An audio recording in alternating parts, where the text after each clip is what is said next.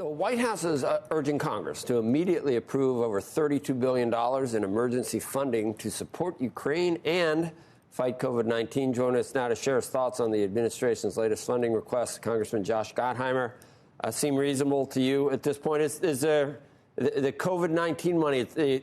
We need new funding for that, Josh? Have we spent everything we've already allocated for that? Well, we should definitely support Ukraine and obviously get that aid moving. I want to see more specifics on the COVID money in terms of what's been spent, what exactly they need the resources for. Obviously, we've allocated significant resources over the last couple of years for COVID, as we should. I want to make sure that the new resources and requests match what we exactly need. I think we can still use that analogy, an enigma wrapped in a riddle, but that was about Russia, wasn't it? And now we know how true that was. But you, to me, are an enigma wrapped in a riddle. What should we be? I think it's your. We were talking about it earlier. I know you're in Becky's district. You've got, I don't know, average. You've got different people than AOC in your district. Let's just say that. So you may have a different constituency.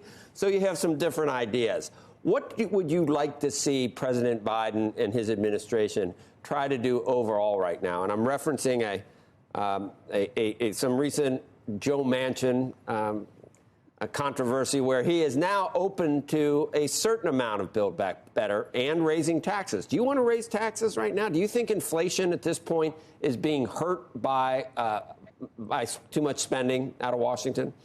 Well, you know right now that what I think we need to do if we're going to change the tax code in any way, for Jersey, for northern Jersey, we need to actually figure out a way to get taxes down to make life more affordable for folks. You know, I haven't seen any specific new plans, and obviously open to whatever comes out that Senator Manchin would propose. But first and foremost, you know, you asked about the president and his agenda, especially coming out of the State of the Union. And I think there were a lot of issues there that we could all agree on.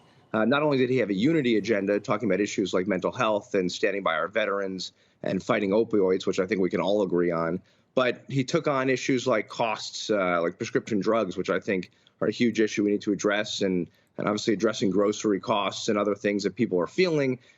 He talked about COVID and getting back to normal, and I think it was a great night. We didn't have to wear masks in the chamber, and I think I'm excited that our kids are going to be back in school and stay in school and people back to work. I think people are eager for that. And he took on crime and talking about the importance of funding law enforcement, not defunding, which, as you know, Joe, is critically important. And I think we all agree we need to stand by law enforcement and fight crime and enforce the laws in the books. So those are all issues that I think most Americans could say we could shake our heads around and say, this is good. This is where we should be moving.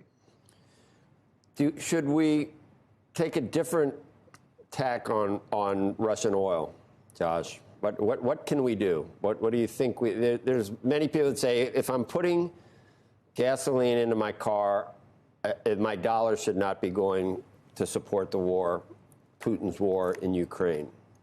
Well, I agree with that. In fact, Brian Fitzpatrick and I in the House are introducing legislation that Senator Manchin and Senator Murkowski introduced yesterday in the Senate to stand up to Putin. Hit him where it hurts, stop importing Russian oil. I think that's an imperative, and my colleagues and I will be pushing the administration to do that.